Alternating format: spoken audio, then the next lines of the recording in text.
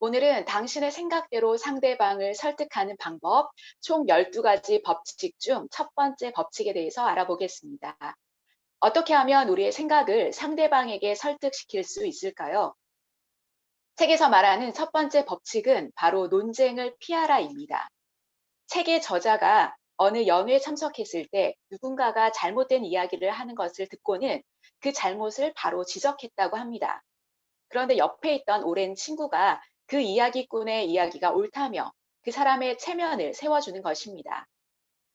연회가 끝나고 집으로 돌아오는 길에 오랜 친구는 저자에게 즐거운 모임의 손님이었던 그 이야기꾼의 잘못을 증명해서 무슨 유익이 있었겠냐며 지혜롭게 처신해야 한다는 이야기를 해주었습니다. 어린 시절부터 형님과 토론을 벌였고 대학에서는 논리학을 공부하며 논쟁하는 습관을 가지고 있었던 저자에게는 매우 중요한 교훈을 깨닫게 했던 경험이었다고 합니다. 어느 날 논쟁을 좋아하는 판매원이 저자에게 어떻게 하면 뛰어난 세일즈맨이 될 수 있는지 물어보았을 때 저자는 말을 삼가하고 언쟁을 피하라는 임무를 첫 번째로 주었다고 합니다. 고객이 하는 이야기에 대해 일단 동조를 하면서 논쟁을 피하는 것이 가장 중요하며 자연스럽게 상대방으로부터 좋은 호의를 얻어내는 것이 필요하다는 것이죠.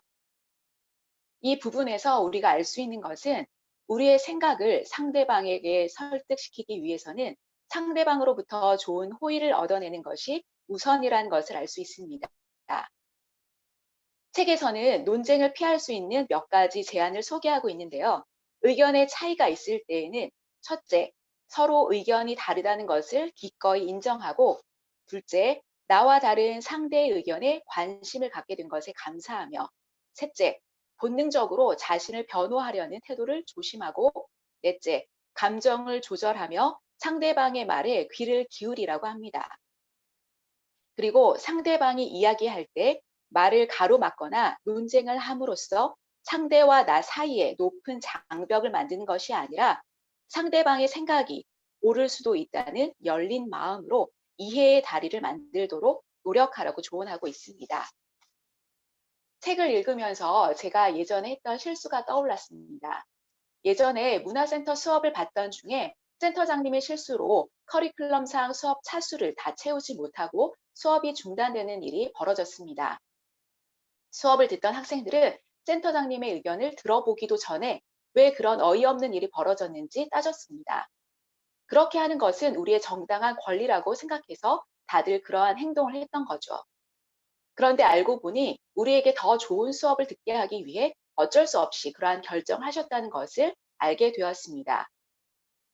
상대방의 의견을 자세히 들어보기도 전에 상대와 높은 장벽을 만들어버리는 큰 실수를 하게 되었던 것입니다.